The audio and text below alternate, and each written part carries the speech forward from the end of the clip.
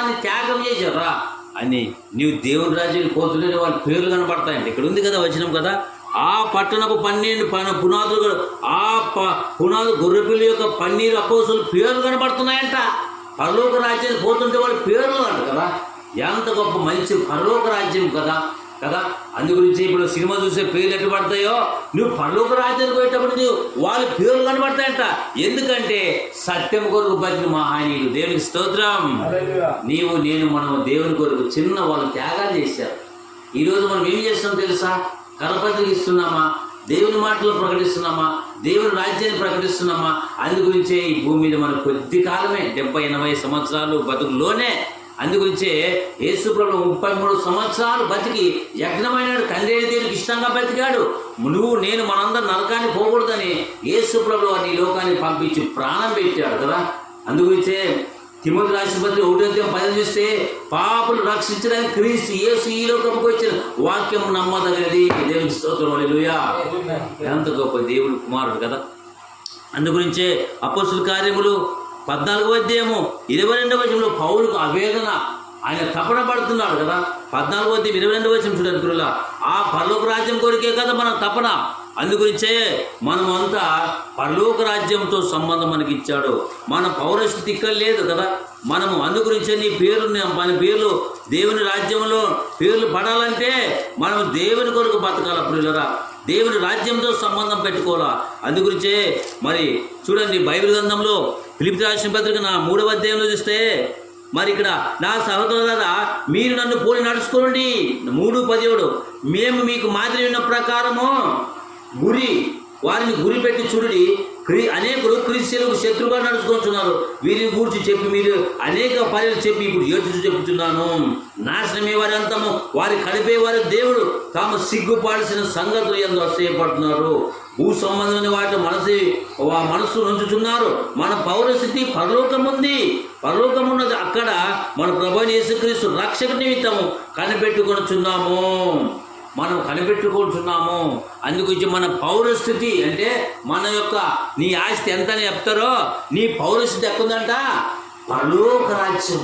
ఆ రాజ్యం గురించి, అందుగురించి దేవుని రాజ్యంతో సంబంధం మనకి ఇచ్చారు కదా. ఈరోజు ఆదివారం ఎంతో బిజీ ప్రపంచం కదా, ఎంతో బిజీ అయిపోయినారు. దేవుని రాజ్యంతో సంబంధం మనకి ఇచ్చాడు.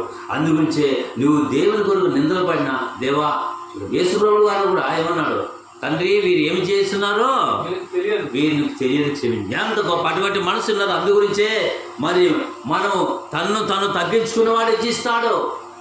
క్రీస్తు యేసు కలిగి మంచి మనసు కలిగి ఉండాలంటే ఎవరికి? దేవుని పిల్లలకు. అప్పుడు నీకు దేవుని రాజ్యం ఇస్తాడు కదా. ఫిలిప్పీ రాసిన పత్రిక చెప్పాడు కదా. కాబట్టి 2వ అధ్యాయము చూస్తే ఎంత గొప్ప దేవుని మాట కదా. 6వ వచనం, 2వ అధ్యాయం 6వ వచనం, ఫిలిప్పీ రాసిన పత్రిక 6వ వచనం చూడండి. ఫిలిప్పీ రాసిన పత్రిక 2వ అధ్యాయము మరి ఇక్కడ మరి ఎన్నో వచనం అంటే 9వ వచనం 6 నుంచి కనపడుతుంది. ఆయన దేవుని స్వరూపము కలిగిన వాడైంది, దేవునితో సమానం ఉండి విడిచిపెట్టకూడని భాగ్యం ఎంచుకోనలేదు. మనుషులు పోలిక పుట్టి దాసుని స్వరూపం ధరించుకుని తన్ను తానే రిగ్గున చేసుకునేను.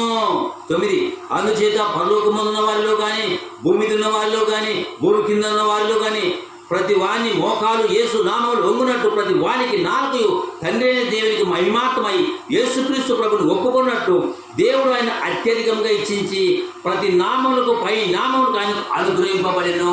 హల్లెలూయా. అన్ని అందు గురించి ఆయన నీ కొరకు నా కొరకు యజ్ఞమన్నాడు కదా. ఆయన తండ్రి కృపాశమున పక్కనుండి అక్కడ రాల్సిన వాడు తను తగ్గించుకొని మరి మన కొరకు సమానము, దేవునితో సమానము ఉండుటకు విడిచిపెట్టిన భాగ్యం ఎంచుకొని తనతో తగ్గించుకున్నాడు కదా.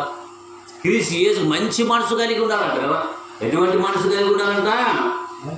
మంచి మనసు, దేవుని స్వరూపము. కాబట్టి ఆ రోజు ఆయన దేవుని స్వరూపం కలిగిన వాడని దేవునితో సమానంగా ఉండుట విడిచిపెట్టిన భాగ్యం ఎంచుకోనలేదు, తను తగ్గించుకున్నాడు కదా. దేవుని క్రీస్తు యేసుకుని మంచి మనసు మనం కలిగి ఉండాలంట కదా. అటువంటి వారికి ప్రతిఫలమిస్తాడు. ఆత్మపాలాలు కలిగి ఉండాలా, సత్క్రియలు ఉండాలి. అందుగురించే వారి క్రియలను బట్టి వాళ్ళు జీతం ఇస్తానంటాడు కదా. ప్రకటన 21వ అధ్యాయం చూస్తే మరి ఇక్కడ అంటుంది బైబిల్ చివరి పేపర్లో 22వ అధ్యాయము మరి 13వ వచనం కాదు 12వ వచనము. ప్రకటన గ్రంథం 22వ అధ్యాయం 12వ వచనము చూస్తే కనబడుతుంది. ఇదిగో త్వరగా వచ్చుచున్నాను. వాని వాని క్రియల చొప్పున ప్రతి వానికి ఇచ్చుటకు నేను సిద్ధపరిచిన జీతము నా యొద్ద ఉన్నది. ఎవరి దగ్గర ఉందంట? జీతం. నెల వరకు కూలి చేస్తే జీతం ఇస్తాడు. మరి నువ్వు 60-70 సంవత్సరాలు ఆయన కొరకు పని చేస్తే నీకు ఏమి ఇస్తాడు? జీతం. పరలోక రాజ్యం. హల్లెలూయా. దేవుని రాజ్యం ఇస్తాడు. అందుగురించే ఈ సంతోషము నీకు కావలెనా, నేడే యేసు నీకు యొద్దకు రమ్ము. సంతోషమే సమాధానమే నేడు యేసు యొద్దకు వచ్చి రాము. ఇటువంటి సంతోష సమాధానం ఎక్కడ దొరుకుతుంది చెప్పండి? నీతి కొరకు. అందుగురించి ఐగుప్తులో బానిస, ఐగుప్తులో ఉన్న ఫరో యొక్క కుమారుడు అనిపించుకోడు కంటే ఇశ్రాయేలీయుల నేను నిందలు పడటం మేలు అనుకున్నాడు. ఎవరు? మోసే కదా. ఇశ్రాయేలీయుల దగ్గర నిందలు పడటం మేలు అనుకున్నాడు. ఈ యొక్క ఫరో యొక్క కుమారుడు అనిపించుకుంటే ఇశ్రాయేలీయుల నేను ఆ పక్షం నుండి నిలబడిపోయాను. నీతి కొరకు నిందలు పడేవారు దేవునికి స్తోత్రం. హల్లెలూయా. నింద కావాలంటే ఒకే వస్తుందా? నువ్వు మంచి పని దేవుని నమ్ముకుంటే నువ్వు ఏ మంచి లోకంలో ఏమంటావు? నువ్వు దేవుని నమ్ముకొని దేవుని కరెక్ట్ బట్టే నిద్రలు వస్తాయి. యేసు ప్రభువు ఉన్నది నీతి కొరకు. ఎవరు నీతి? నీ నీతి కాదు, మన నీతి కాదు. మన నీతి మురికి గుడ్డ లాంటి వాటివి. యేసుక్రీస్తు నమ్ముకొని నీతి నిజాయితీ వాక్యానుసారంగా బతకాలి. ఏదో చిన్న పొరపాటు సరి చేసుకో. నీతి కొరకు. ఏం నీతి అంట? యేసుక్రీస్తు అనే వ్యక్తి ఒక నీతి. ఆ నీతిమంతుల్ని కొరకు మరి మన కొరకు ప్రాణం పెట్టి నీతిమంతుడైన క్రీస్తు నమ్ముకున్నాం. మనం సమాజానికి ఏం చెప్తున్నాం కదా. అందుగురించే మరి అబ్రహాం భూమి మీద ఉంటూ మరి దేవుని కొరకు బతికాడు. అబ్రహాం గారు ఏం బతికాడు? నేనేం కొరకు అంటే నాకు ఏమొద్దు, పర సంబంధం కనిపెట్టాడు. హెబ్రీ 11 అధ్యాయం చూస్తే భూమి మీద ఉంటూ డేరాల్లో ఉండి దేవుని మీద అబ్రహామయ్యా కదా, నాకు ఇదేమొద్దు, నాకు ఏమంటాడు? ఈ భూమి ఏమొద్దు, నాకు ఆరాధ్యంతో కలిగాడు. అయినా దేవుని ఆరాధ్యం నిధిమిచ్చాడు. యథార్థవంతుడు, నీతిమంతుడు, మరి భూరాజు, యథార్థవంతుడు, దేవునికి స్నేహితుడు, విశ్వాసములు నెంబర్ 1 రాడు తెలియని వాడు. హల్లెలూయా. ఇటువంటి వ్యక్తి బైబిల్లో మనము ముందు తెచ్చుకోవాలి. ఆయన ముందు పెట్టుకొని ముంగూర్తిగా ఉన్నాడు. ముంగూర్తి అంటే మనకు మాదిరి ఉంచివాడు. ఈరోజు దేవుడు నమ్ముకొని అని చెప్తే నమ్మనీకి బతకం. ఆనాడు అబ్రహాం ఎట్లా నమ్మినాడు? ఆ సెల్ ఫోన్ లేదు, ఇట్లా బిల్డింగ్స్ లేవు, మైకి లేవు, ఎట్లా నమ్మింటాడు? ఆధారమే లేనప్పుడు నమ్మాడు. దేవుడు నాకు ఇస్తాడంటే అబ్రహాం పరిచయం వచ్చింది, నీ కుమారుని ఇస్తామంటే లేక నాకు కుమారు నాకు ఇప్పుడే ఇచ్చావు కదా ప్రభా, ఇప్పుడు అడిగితే ఎట్లా మనం. కానీ నీవు దేవుడు అడిగి ఇస్తావు. నాకు ఇది పోయినా నాకు 1000 ఇస్సాకులు ఇస్తాడు అని నమ్మించాడు. దేవుడికి స్తోత్రం. మరి మన నమ్మకం ఆయన నమ్మకం కదా, విశ్వాసం. అందుగురించే మనం హెబ్రీ 11 ఇన్ని విశ్వాసములు కర్త జీవితాన్ని కొనసాగించేవాడు యేసు వైపు మనం తిరిగే వారిగా ఉన్నామా? మనం ఎవరము? భూ సంబంధం వారమా? పరలోక సంబంధించిన వారమా? అందుగురించే నమ్మి బాప్తీసం తీసుకున్నవాడు రక్షింప, నమ్మని వారికి శిక్ష. 7 తీర్పులు ఉన్నాయండి. ఆ తీర్పులు ఏం తీర్పు అయిపోయా? నమ్మి బాప్తిసం తీసుకోవాలండి కదా. నమ్మి అంటే ఇదా యేసు ప్రభు రక్షకుడు, విమోచకుడు హృదయం చేర్చుకొని అప్పుడు పాపముల గురించి నీతిని ఒప్పింపజేసిన వాక్యం ఒప్పుకుంటే నమ్మాలి. ఏదని కూడా నమ్మి బాప్తిసం చేసుకోవాలంట. అంటే పాత గతం హాయ్, నువ్వు కొత్తగా మన తల్లి గర్భంలో పుట్టినట్టు యేసులో పరీక్షినట్టు అదే కదా. నువ్వు దేవుడి రాజ్యానికి సంబంధించిన వాడు, ఆ రాజ్యానికి చెందినవాడు. కాబట్టి మనం భూమిని ఎలా బతుకుతున్నాం? దేవుని రాజ్యంతో సంబంధం నాకు ఇచ్చాడు. అందుగురించే నేను నమ్మి బాప్తిసం తీసుకున్న వారు రక్షింపబడి, నమ్మని వారికి శిక్ష. ఏం శిక్ష? నరకం శిక్ష ఆడున్నా సార్, నువ్వు చూసొచ్చా ఉంటారు కొంతమంది. నరకం ఉందా, స్వర్గం ఉంటే అసలు దేవుడు ఉన్నాడా? దేవుడు ఉంటే చూపి అనేవాడు కూడా లేకపోలేదు లోకంలో. నరకం ఉన్నాయా, స్వర్గం ఉందా? దేవుడు చూపించు. 14 కీర్తన మొదలు చూస్తే దేవుడు లేడని బుద్ధిహీనులు అనుకుంటారంట. దేవుడు లేడు అని మాట్లాడతారు. అసలు దేవుడు అంటే నాకు చూపించని వాళ్ళు కూడా అనుకుంటారు కొంతమంది. ఎంత విచారకరం. దేవుడు ఆవేదన పడుతున్నారు. లోకం చెడిపోయింది, సాతానము కూరలో మునిగిపోయిందనే. ఎవరు పోతారు నా కొరకు అంటే తండ్రి నీ కన్నీరు తుడవడానికి నేను వెళ్తానయ్యా, నన్ను పంపించు. నీ కన్నీరు తుడవడానికి, నీ ఆవేదన వ్యక్తం కావడానికి, నీ బాధపడలేక నీ కడుపు కోత నిమిత్తం నేను వెళ్తాను అంటాను. అయ్యా నేను చంపేస్తాను, ఓకే నీ కొడుకు నేను వెళ్తాను. యెషయా ఆరోగ్యంతో చూస్తే నేను వెళ్తాను, నన్ను పంపము, నేను వెళ్తాను. నీ ఆవేదన నాకు తెలుసు, నీ బాధ నీ కన్నీరు నాకు తెలుసు, నేను వెళ్తాను. తండ్రి చిత్తాన్ని జరిగించడానికి భూమి మీదకి లాస్ట్ టైం వస్తే ప్రాణాలు త్యాగం చేసినాడు. దేవుని స్తోత్రం కదా. తండ్రి కన్నీళ్ళు, అందు గురించి పాట ఉంది, కానీ పాట ఉంది కదా, కన్నీళ్ళు ఎవరు వెళ్తారు కదా, ఎవరెళ్తారు కదా. తండ్రి యొక్క బాధను కన్నీళ్లను తూర్చేవాడానికి ఎవరు వెళ్తారు? ఎవరు కలేదు. యేసు ప్రభువు వారి ఈ లోకానికి భూమి మీదకి ఎందుకు వచ్చాడు?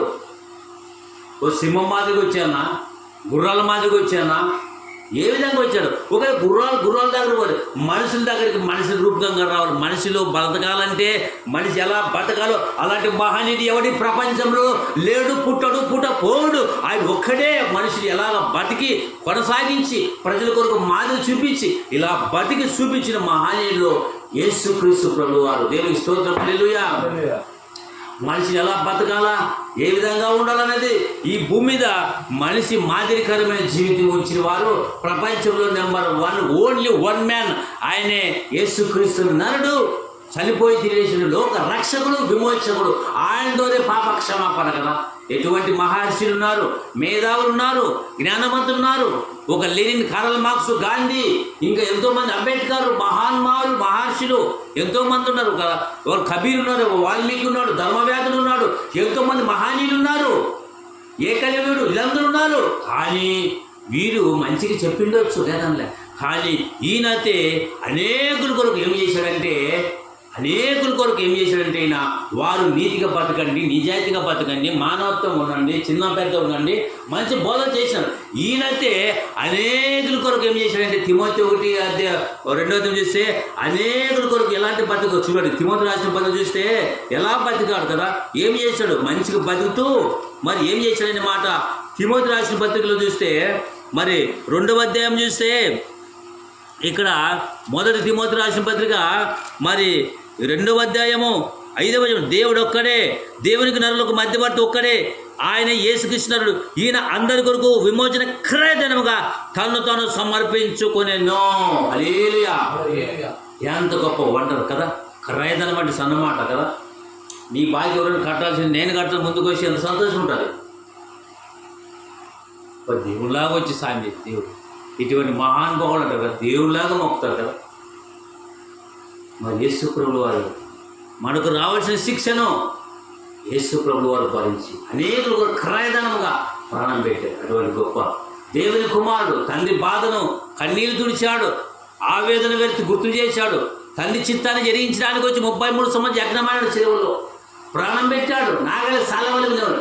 ఇవన్నీ నీ కొరకు మనం సర్వ మానవులు జాతి భేదం లేకుండా అందరి కొరకు క్రయధనం ప్రాణం పెట్టినాడు యేసు. అందుగురించే నీతి కొరకు నిందలు పడేవారు ధన్యులు, పరలోక రాజ్యం వారి. అబ్రాహాం భూమి మీద ఉన్నాడు కదా, ఆయన ఏమన్నాడు కూడా.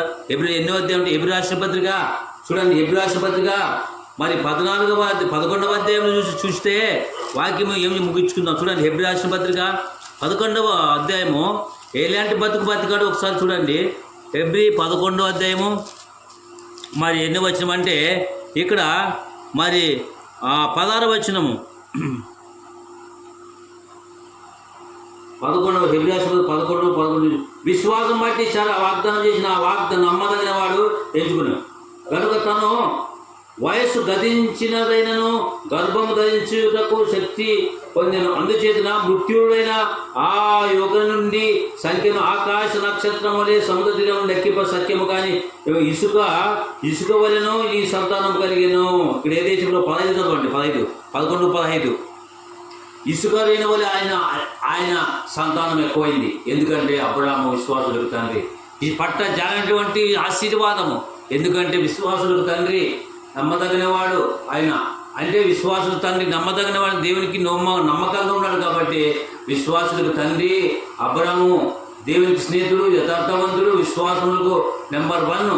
అందుగురించి ఆయన ఏమడుగుతాడంటే మరి నువ్వు ఏది కోరుకుంటే ఒక అన్ని ఇవ్వగలరు కదా. కానీ ఇక్కడ ఏమంటాడంటే 15వ వచనం, వారు ఏ దేశం నుండి వచ్చారో వారు ఏ దేశం నుండి వచ్చారో ఆ దేశమును జ్ఞాపకము ఉంచుకొను మరలా వెళ్ళుటకు వారికి వీలు కలుగుండును. వారు మరలా వీలు కలుగుండు కదా. అబ్రహాం ఏ దేశం నుంచి వచ్చారు చెప్పండి. ఇప్పుడు మీరు ఎక్కడి నుంచి వచ్చారు?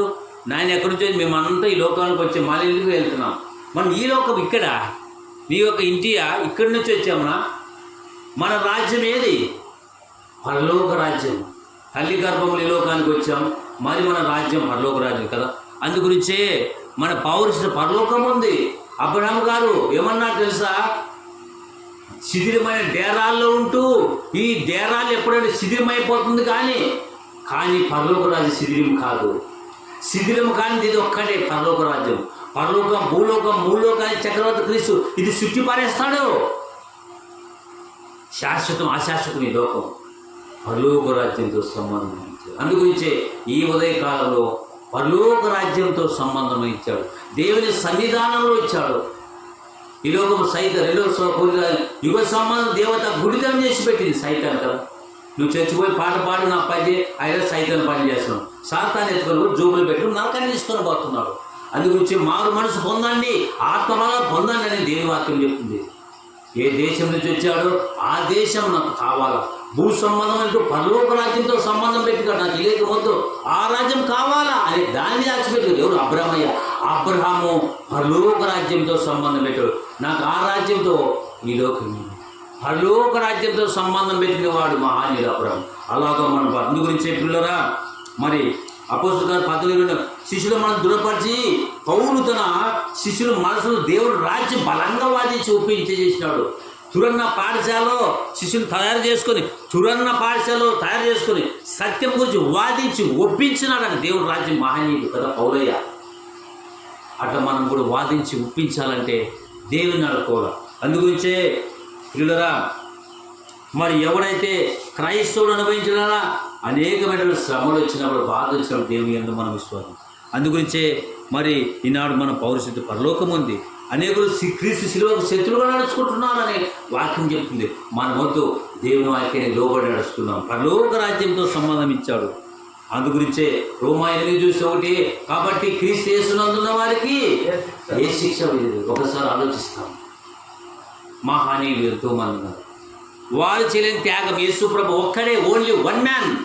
ఇప్పుడు నేది తెదే సంవత్సరం ఆయన బట్టే మరి ఇంత గొప్ప దేవుని కుమారుని మనం సూచించాము.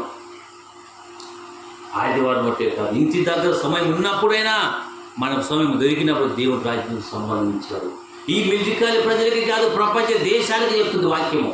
ప్రయాసపడి మత్తసోడ 11 ప్రయాసపడి భారం మోచిన సమస్తమని దినులారా మీరు నా దగ్గర రండు, నేను మీకు విశ్రాంతి. అంటే ఏమి విశ్రాంతి? అంటే ఏమి? ఇక్కడ పగలు పనిచేసి డ్యూటీలు పనిచేసి ఇప్పుడు ఆదివారం ఉద్యోగాలకి ఏదో కొంత టైం పండుకుంటారు. అయితే బాగా ఇప్పుడు మటన్ తెచ్చుకుంటారు, తాగి తాగుతాడు, ఒక్కో పూలు పండుకుంటారు. కొంతమంది సువార్త ప్రయత్నంగా ముడుపుడు తిని అరగక కొంతమంది గుండెపోటు వచ్చి కొంతమంది రాలిపోతున్నారు, కొడుకుల్లోనే రాలిపోతున్నారు కొంతమంది. ఎందుకైనా నీకు ఇచ్చింది బతుకు? ఒక ఆయన సెలవు వచ్చింది బాగా చేసుకుంటాడు, మటన్ చికెన్ బీరోజు తాగు బాగా పండుపై కొరుపుకోక తాకే కొనుక్కు అంటే అంతా మనకు అంతే. నీకు ఎందుకైనా అందుకొచ్చి ఒరే వెళ్ళోడా నీకు ఎందుకైనా నీ పిల్లల కొరికే నీకు బతుకిచ్చింది అంటాడు కదా. ఈ రాత్రి మనం తీసేస్తే ఈరోజు నువ్వు నేను బతుకుతున్నామంటే బైబిల్ గొప్పతనం సాధించడానికి నీ రక్తము, నీ శరీరాన్ని నీవు దేవుని కొరకు ఖర్చు పెట్టాలి. చందా ఇచ్చేది కాదు, ధనం ఇచ్చేది కాదు, సమయాన్ని, ధనాన్ని, దినాన్ని దేవునికి సమర్పించాలంట. యేసు మీ కొరకు మల మాడిపోయాడు, రక్తం చిందించాడు, శరీరం నాగలవే దున్నపడ్డాడు. మరి నీవేం చేస్తావు? అందుగురించి రోమా 12 చూస్తే పరిశుద్ధమైన దేవునికి అనుకో సజీవయాగంగా దేవుని సమర్పించు బ్రతిమలాలు కొట్టున్నాను పౌలయ్య కదా. మన శరీరాలు, మన కుటుంబాలు దేవుని సన్నిధానికి వస్తే ఆశీర్వాదము, ఎవరు వచ్చేవారికి ఆశీర్వాదాలుగా. ఒకసారి ఆలోచించండి. మన జీవితాన్ని మనం ఒకసారి ఆలోచన చేసుకున్నాం కదా. నీతి కొరకు నిందలు పడేవారు పరలోక రాజ్యం కదా. భూలోకంలో ఎన్నో కోరికలు ఉంటాయి. భూలోకంలో ఈరోజు స్వీట్, హాట్, మటన్ ఉంటాయి. పరలోక రాజ్యములు నీతి న్యాయము, ఎప్పుడు స్తుతులు స్తోత్రాలు, ఆకలి లేని రాజ్యం, ఆనందమైన రాజ్యము, సూర్యుడు చంద్రుడు లేని రాజ్యం, ఆకలి లేని రాజ్యం నీకు ఇస్తానంటాడు. అందుగురించే నీకు విశ్రాంతి ఇస్తానంటాడు. ప్రయాసపడి పాప భారం మోచిన సమస్తమైన జనులారా మీరు నా దగ్గర రండి, నేను మీకు విశ్రాంతి అంటే ఏమి చాలా మందికి తెలక దేవుడు విశ్రాంతి బాగా దేవుడు నమ్ముకుంటే డబ్బులు కోట్లు లక్ష్మి కాదు. జీవితకాలంలో ఇది పరలోక సంబంధమైన వాక్యం, ఇది పరలోక రాజ్యంకి సంబంధించిన వాక్యం ఇది కదా. నీకు విశ్రాంతి ఏదంట, నా కుమారుడు ప్రేమ కుమారుడు భూమి మీద నా కొరకు నిందులు అవమానం కష్టాలు పడినావు కదా, నా కొరకు తిట్లు తిన్నావు కదా, నా కొరకు కొట్టించుకున్నారు కదా, నా కొరకు అవమానపడ్డావు కదా, నా కొరకు ఎంతో కాడిమానం ఎంతో పడావు కదా. నా కుమారుడా రా, నా కొరకు నువ్వు కష్టపడ్డావు, నా కొరకు మరి తలకాయ పోగొట్టుకున్నావు కదా, రా నా కొరకు నువ్వు బతికావు కదా, నీకు రాని నీకేమిస్తాను తెలుసా, విశ్రాంతి జీవితం. అక్కడ ఉంటారు కదా. బక్సింగ్ అనే ఒక పేరుంది, ఒక ఆయన పేరున్నారా, బక్సింగ్.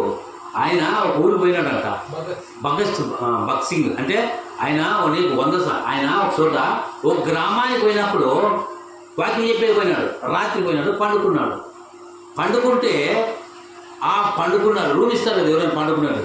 ఆయన పండుకున్నప్పుడు చూస్తాము బక్సింగ్ పండుకున్నాడు లేదా 1 గంటప్పుడు ఆయన లేచి చూసినాడు, రూమ్ ఇచ్చినాడు ఒక ఆయన సేవకుడు, చూసి ప్రార్థనలో ఉన్నాడు. పొద్దున్న చూసినాడు పరుపు వేసినారు, ఆయనకి పండుకోలేదు. ఏమన్నాడు, ఏం బక్సింగ్ గారు నువ్వు రాత్రి ఏం నిద్రపోలేదా, పండుకోలేదా అంటే పరుపు ఏమి దుప్పటి మెత్తకాలేదు, పండుకోలేదు కదా అంటే, నాకు విశ్రాంతి ఇక్కడ కాదు, వెళ్ళిపోయిన తర్వాత నన్ను అక్కడ ఉండాలి, ఇదేమి ఈ లోకం ఏం విశ్రాంతి. రాత్రి అంత ప్రార్థన చేసినాడంట. ఎవరు ప్రార్థన పండుకుని పరుపు ఇస్తే కూడా పరుపు చూసినారు, చెక్ చేసినారు ఒక ఆయన, పరుపు పడుకున్నట్టు లేదే. మరి ఏమన్నాడు ఆయన, నీ భూమి మీద నాకు విశ్రాంతి లేదు, నా విశ్రాంతి అక్కడ హల్లెలూయా విశ్రాంతి అక్కడ పరలోక రాజ్యం. ప్రయాసపడి భారం మోచిన సమస్తమైన జనులారా మీరు నా దగ్గర రండి, నేను మీకు విశ్రాంతి కలిగజేస్తాను. అన్నిటికీ టైం ఉంది. దేవుని వాక్యం వినడానికి, దేవుని దగ్గరానికి టైం లేదు కదా. అందు గురించి మన బతుకులు యాడేసి గొంగడ ఆడి అంటారు, సామెత అంటారు. అలా కాకుండా మన జీవితాల్లో దేవునికి సమర్పించుకోవాలా, దేవునికి భయభక్తులుగా ఉండాలి మనం. అందు గురించే బక్సింగ్ అన్నాడు, నాకు ఇక్కడ కాదు, నా రాజ్యము దేవుడు ఇస్తాడు, అక్కడ విశ్రాంతి నాకు ఇది కాదు. అందు గురించి చాలామంది తెలక విశ్రాంతి దొరుకుతుంది, ఈ విశ్రాంతి కాదు, ఏదో పగలలో పని చేస్తాం, రాత్రి పండుకుంటాం, పరుపు, ఇది కాదు. మన రాజ్యం దేవుని కొరకు కష్టపడితే పరలోక రాజ్యం నీకు ఇస్తాడంట. బలా నమ్మకమైన దాసుడా, నా కొరకు నిద్రపడు, రా తీసుకో, అప్పుడు ఉంటారు. ఎవరైతే తూ అన్నాలో, చీ అన్నాలో, చెదరగొట్టినాలో, అరే ఆయన ప్రేమ్ కుమార్ దేవుని గురించి చెప్తుంది మనం వినలేదు కదా, నెత్తి నోరు కొట్టుకుంటే కూడా కర్మ మొదలదు వాళ్ళకి. అప్పుడు అయ్యో మేము ఎంతో ప్రయాసపడి మా ఇంటికి వచ్చి పత్రికలు పంచినారు కదే, ఎర్రోళ్ళలాగా మమ్మీ అనుకుంటే కదా, అయ్యో ఎంత వేదన, ఈ నరకంలో వేదన పడుతున్నాం, అయ్యో బా ఒకసారి ప్రేమ్ కుమార్ పంపించండి అయ్యా, ఓ ధనవన్ లాజర్ని పంపించండి అయ్యా, అయ్యబ్బా ఈ బాధ తట్టుకోలేమని వేదన ఉంటుంది అక్కడ. లోబడకపోతినే యేసయ్య మాటకు అయ్యో మంట, ఈ నరకంలో ఈ వేదనలో మండిపోవచ్చున్నాను, లోబడకపోతినే యేసయ్య మాటకు అయ్యో మంట, కుమిలి బాధపడాల్సిన పరిస్థితి వస్తుంది. అందుకొచ్చి మారును మనసు పొంది, పాప క్షమాపణ పొంది, యేసుక్రీస్తు నమ్ముకొని నీవు నమ్మేదేగా నీతో పాటు నరకానికి పంపిస్తావు నీ కుటుంబాన్ని. నీ కుటుంబం రక్షింపబడాలా, నీవు రక్షింపబడాలా. అందుగురించి యేసయ్య చెప్తున్నాడు మార్కు సువార్తలో, నమ్మి బాప్తిసం తీసుకున్నవాడు రక్షింపబడడు, నమ్మని వానికి నరక శిక్ష. ఇటువంటి మహనీయులు ఎవరైనా ఉన్నారా? అనేకులు క్రయధనంగా ప్రాణం పెట్టాడు. ఒకసారి తలవంచండి, ప్రార్థన చేసుకుంటారు. నీ జీవితంలో ఎలాగ ఉన్నావు? ప్రేమ ప్రార్థన చేయి. ఇంతవాడి వాక్యం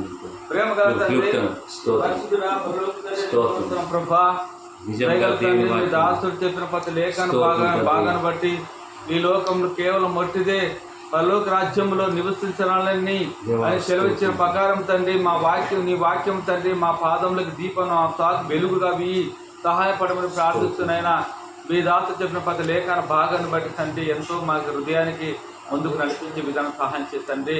ఈ లోకం కేవలం మట్టిదే, ఇది లోకం మెట్టిదేనైనా పరలోక రాజ్యములే మనకు విశ్రాంతి. అక్కడ మనం ఉంటే మనకు అద్భుతాలు మనకు మహిమలు ఉంటాయి. ఇక్కడ కేవలం మట్టిదే అని తెలుస్తున్నాయినా ఈ లోకంలో ప్రభు తాగుతూ తింటూ నైనా ఈ లోకంలో తండ్రి దేవుని మతిమర్చి దేవుని శుద్ధించలేక నైనా ఇచ్చిన దేవుని మతిమర్చి ప్రభా ఇళ్లలో నైనా మంచి మంచి వంటలు వేసుకొని తింటూ వాళ్ళు ఆనందం పడుతున్నారు కాదు. అది వచ్చే ఆనందం నైనా పరలోక రాజ్యం ఆనందం చేయాలంటే మందిరానికి వచ్చి ప్రార్థన చేసుకుంటే ఒకవేళ నువ్వు సస్య ఎక్కడ పోతావని నీకు గుర్తుందా? ఒకనాడు ఇక్కడ పాతాళంలో అగ్ని ఆరదు, పురుగు చావదు. అక్కడ బగబగ మండే అగ్ని ఉంటుంది, అక్కడ పురుగు ఆరదు కానీ మా ఆత్మ సావదు. కానీ అక్కడ పరలోక రాజ్యం తప్పుపడతావు. ఇది పరలోక రాజ్యానికి దేవుడు ఒక విధమైన మనకు ఉచితమైన వరం ఇస్తున్నాడు.